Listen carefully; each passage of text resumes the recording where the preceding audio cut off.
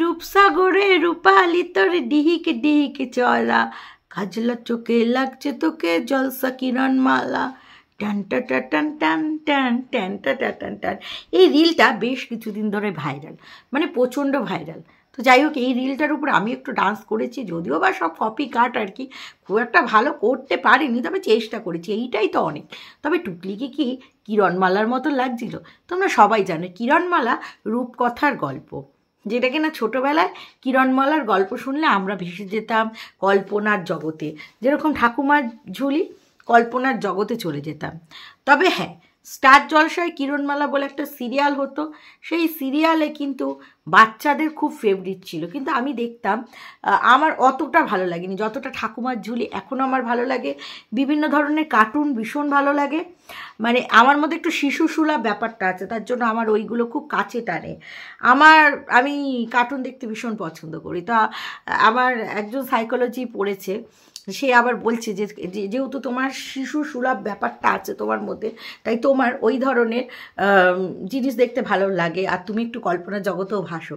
সে আমার সাইকোলজিটা পড়ে আর কি বলেছে। হতে পারে আমি একটু মানে বয়স আন্দাজে আমার মধ্যে একটু বাচ্চা বাচ্চা ভাব আছে, সেটা বড় কথা না। বড় কথা হচ্ছে এই যে টুকলিকে কি কিরণমালার মতো লাগছিল? কিরণমালা তো একজন রাজকুমারী, টুকলিকে কটকটির মতো লাগছিল। স্টার জলসা সেই কটকটি বলি, টুকলি তো এখন পুরো মাথাটা গেছে, মানে পুরো মাথাটা গেছে। কখন গুড নাইট, কখন গুড মর্নিং, কী যে বলছে সেইটার কোনো ঠিক নেই। গুড নাইটের সময় বলছে গুড মর্নিং, গুড মর্নিংয়ের সময় বলছে গুড নাইট, তারপর আবার গিয়ে বলছে গিয়ে ভুল হয়ে গেল। কিছু কিছু দর্শক বন্ধুরা তো তোমরা তো বলছোই যে এটা ও ইচ্ছাকৃত করে। না গো না, যখন মাথায় চাপটা বেশি থাকে তখন দেখবে মানুষ ভুলভাল করে। ওই আমার দিম্মার বাড়িতে থাকতেই তখন কি এতটা ভুল হতো বলো? তখন টুকলি কতটা মডার্ন, কতটা কিছু, কারণ দিম্মার বাড়িতে টুকলির ছিল সুখ শান্তি। টুকলির শান্তিটা কিছু ছিল, সেটা হচ্ছে ভাড়া দেওয়ার কোনো চাপ নেই। একটা কষ্ট ছিল, সেটা আমি তোমাদের বলবো, সেটা হচ্ছে দেখো যে কোনো জায়গায় তোমার ভালো মন্দ দুটো মিশিয়েই নেব, তাই না? তো প্রসেনজিৎ আর ঋতুপর্ণার ওই যে সিরিয়ালটা, এই সিরিয়াল না সরি সিনেমাটা যে হয়েছে, তুমি যাকে ভালোবাসো সানের ঘরে বাষ্পে ভাসো তার জীবনে ঝড়, তোমার কথায় শব্দ দূষণ তোমার গলার স্বর, আমার দরজায় খিল দিয়েছি আমার দারুণ জ্বর, তুমি অন্য কারোর সঙ্গে বেঁধো ঘর। এই যে সিনেমাটায়, এই সিনেমাটায় প্রসেনজিতের যে দ্বিতীয় বউ অপরাজিতা আড্ড, সে তখন বলেছিল যে তোমার ভালোটা নেব, তোমার খারাপটা নেব না ঋতুপর্ণাকে। সেটা কীরকম করে হয়? ঋতুপর্ণা তো প্রথমে বুঝতেই পারিনি যে দ্বিতীয় বউ বুঝে গেছে যে এটা উজানের প্রথম বউ ছিল, কিন্তু তারপরে আর কি বুঝতে পারলো যে তোমার ভালোটা নেব না খারাপটা। ঋতুপর্ণার খুব আগ্রহ হলো আর কি। দেখেছো তোমরা যারা সিনেমাটা, ভীষণই একটা ভালো সিনেমা। প্রসেনজিতের এই টাইপের বই ভালো লাগে। যাই হোক, সেটা বড় কথা না। ওই দিম্মার বাড়িতে মানে টিনের বাড়িটাই ছিল, যেটা কিনা গরমের দিনে কষ্ট হয় টিনের বাড়িতে, কিন্তু রাত্রিরে কিন্তু গরমের দিনে খুব ঠান্ডা ঠান্ডা কুলকুল হয়ে যায়। দিনের বেলাটা সত্যি টিন অ্যাডভেস্টারের বাড়ি বলো, এটা কিন্তু একটা কষ্টের, কিন্তু রাত্রিরে প্রচণ্ড আরাম। কিন্তু ওই বাড়িতে থাকতে ওর ব্যবসা রমরমিয়ে চলতো, ইউটিউব ভালো টাকা আর্ন করতো, লকডাউনের সময় পর্যন্ত ওর ভালো ভিউজ যেত, ঠিক আছে?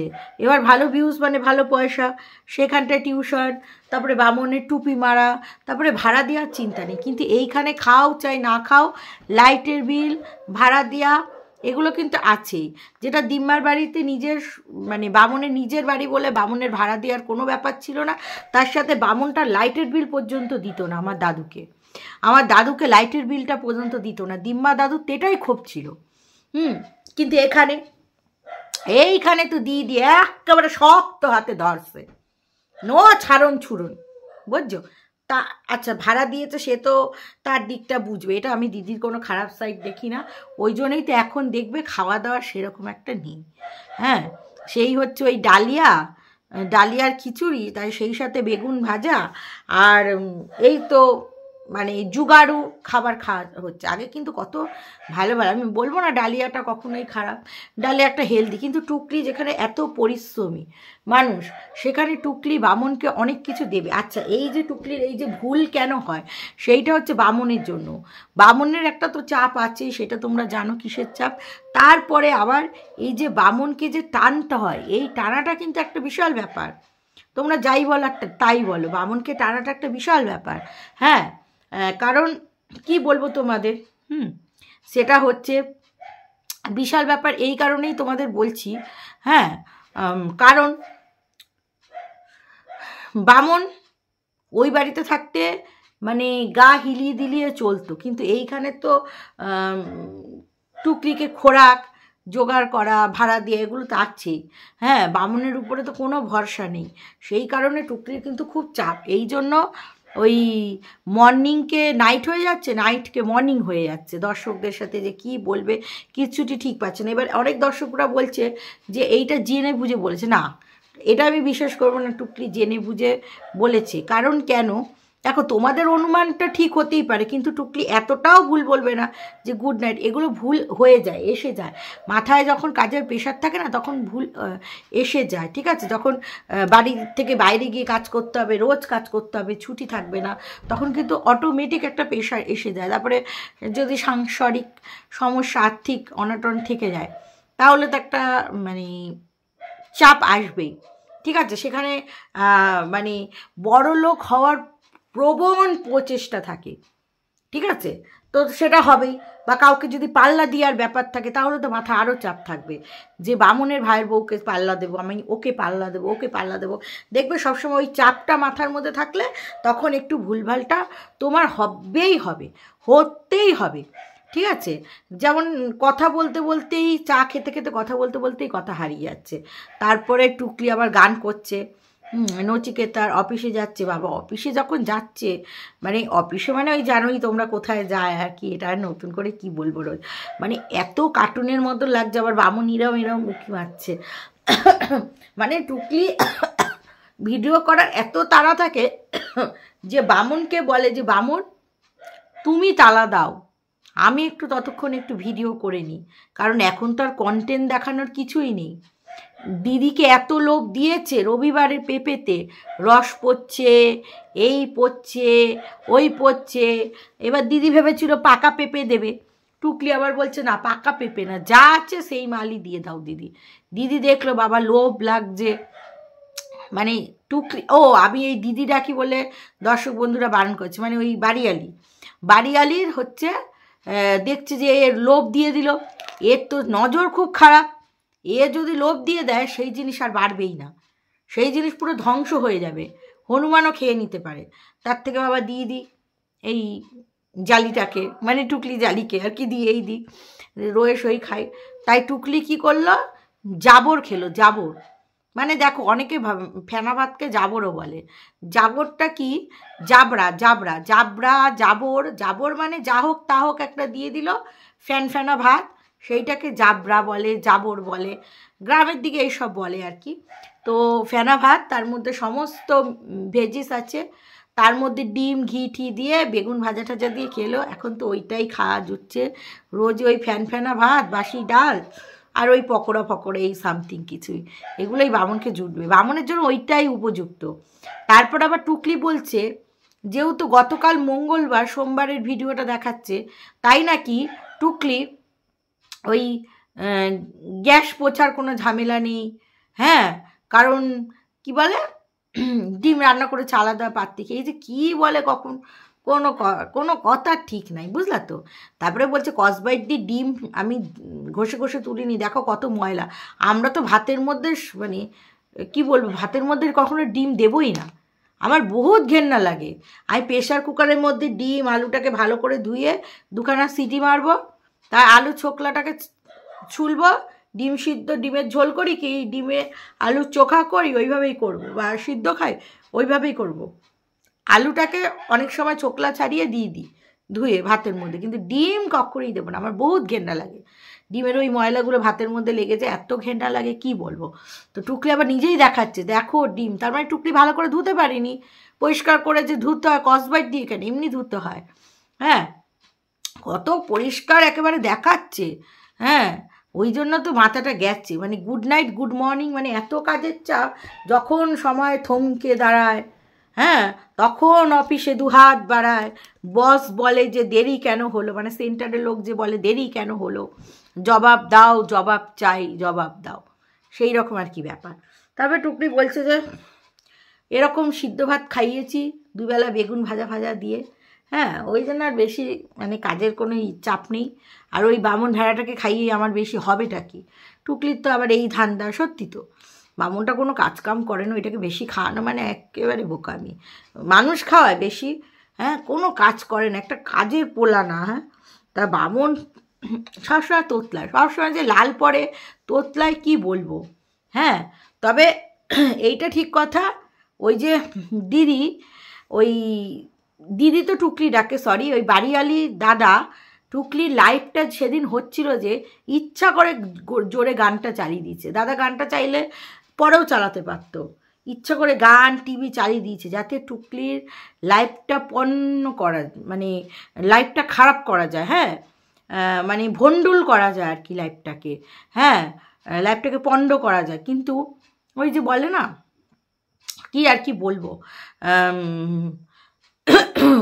মানে লাইফ খারাপ করার দাদা প্রচুর প্রচেষ্টা করছে, কিন্তু তবুও এই বামন নির্লজ্জ বেহায়াগুলো লাইফ করেই যাচ্ছে, ওরাও ডাইনিংয়েই বসবি ডিজাইন করে, আরে ঘরে বস, ঘরে বসলেও তো একটু সাউন্ডটা কম, অবশ্য ঘরে বসলেও টুকলি যেই ওই মানে বাড়িওয়ালি দেখে যে ভিডিও বানাচ্ছে হা হা হা করে হাসবে, কথা বলবে জোরে, যাতে ভিডিওটাকে নষ্ট করা যায়, যেখানে তো ভয়েস ওভার দেয় দিদি, যখন গান টিনটা আচ্ছা করে দেয় তখন তো ভয়েস ওভার দিতেই হয়, কিচ্ছু করার। আচ্ছা দর্শক বন্ধুরা কিছু কমেন্টস পড়া যাক। টুকলি যখন গায়ে পড়ে অয়েলিং করে বাড়িওয়ালির সাথে কথা বলে তখন খুব স্যাটিসফ্যাকশন হয়, আমারও হয়। আচ্ছা মজাও লাগে, থুরথুরে বুড়িটা বামনের পরিবারকে কত অত্যাচার করেছে, দুর্ব্যবহার করেছে, এখন পয়সা খরচ করে থেকো বাড়িওয়ালির পা চাটতে হয়, সবই সময়ের খেলা, একদম এটা মানবে যে যে যেরকম কর্ম করবে তার কর্মের ফল তো পেতেই হবে, হ্যাঁ এটাই পাপের ফল। বামনের মা বাবাকে অসহায় পেয়ে মন খুলে অত্যাচার করেছে, অলক্ষী বুড়ি শুধু ভাঙতেই জানে, সব জায়গায় ভেঙে এসছে।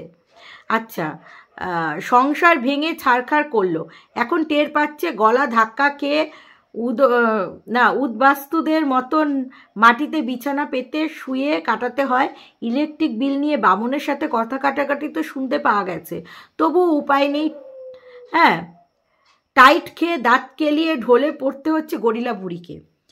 দেখো গরম তো এসেই গেল, এরপর রিফিউজিদের মতন বাথরুমের সামনে শুয়ে পড়তে হবে টুকলিকে আর বামনকে, কারণ বাড়িওয়ালি দাদা তো লাইন কেটে দিয়েছে পাখার, কোনো মতেই চলবে না। আরেকজন দিদিভাই বলেছে টুকলি দিদি বলে কেন, বাড়িওয়ালি তো সেরকম বয়স না, একদমই সেটাই, কচি সাজবার জন্য, বাড়িওয়ালি দিদির 55 থেকে 56 বয়স হবে বড় জোর, টুকলি এখনকার চেহারা দেখে তো 72-73 কম মনে হয় না, বামনের মায়ের চেয়ে অনেক বড়, চোখ মুখ দেখলে তো সেটাই বোঝা যায় একদম। দেখো বিষয়টা হচ্ছে যখন লাইভ করতো টুকলি আর ওই ডিম্মা, তখনই তো টুকলিকে লাগতো, আমি তো তখন কে শাশুড়ি কে বাবা, যখন টুকলি বাবা বাবা বলতো আমি ভাবতাম ওইটা বোধহয় প্রথমে ভাবতাম স্বামী, প্রথমে তো আমি অত ব্লগ ট্লগ এদের দেখতাম না, প্রথম দিকটা আমি ভাবতাম এদের বোধহয় ইয়ে হবে, কি বাবা বাবা ডাকছে, তারপর তো আমি অবাক হয়ে যাচ্ছি কে বাবা কে দিদি কে মা, মানে কিছুই বুঝতে পারতাম না তখন।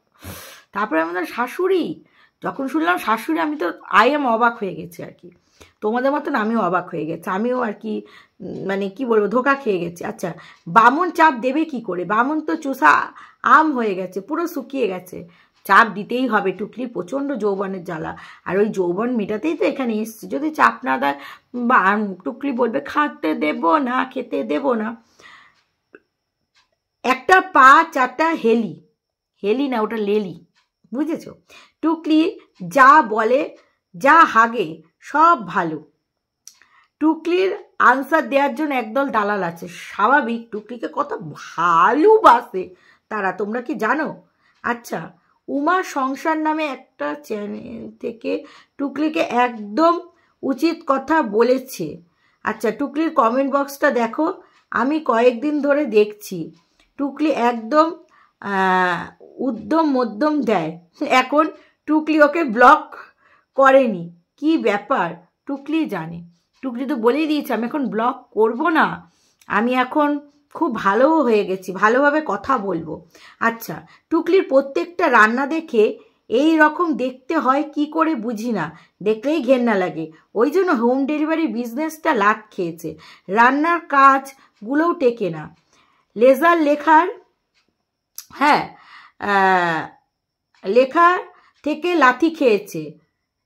টিউশনের রান্নার কাজটাও আজকাল বেশি বলে না, ওটাও কমে গেছে মনে হয়। সোমবার করে তো যেত, ওইটা মাঝে মাঝে ডাকে যখন ওই বাচ্চাটার ননভেজ খেতে ইচ্ছা হয় তখন আর কি, বুঝেছো তো, সেইটাই। গতকাল ভিডিও শুরুতে সাতমণি লাউ ঝুলিয়ে টাইট লাল কামিজ পরে যখন উদয় হলো, বাপরে বাপ কি বিভৎস লাগছিল।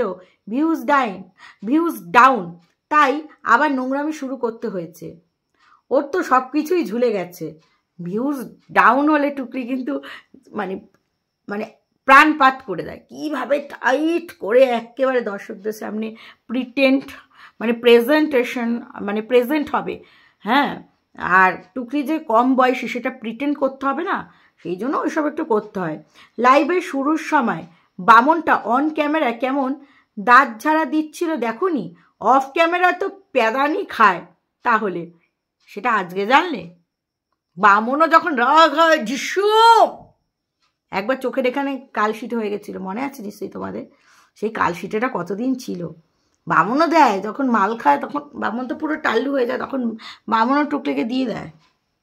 আচ্ছা, তাই বামনটা ভয়ে ভয়ে তোতলাতে থাকে, কি জানি কি ভুল হয়ে যায়। অন্নদাত্রী মালকিন বলে কথা, যা হাগা বানায় বুড়ি খাওয়ার আগেই শুরু করে দেয়। খুব ভালো হয়েছে, টুকলি রান্না করবে আর সেই জিনিস মানে ভালো নয় খারাপ হবে এইটা কল্পনাতেও তোমরা কোনোদিন এনো না, বুঝেছো তো? চলো দর্শক বন্ধুরা, এই ভিডিওটা এখানেই শেষ করছি। তোমরা সবাই ভালো থেকো, সুস্থ থেকো।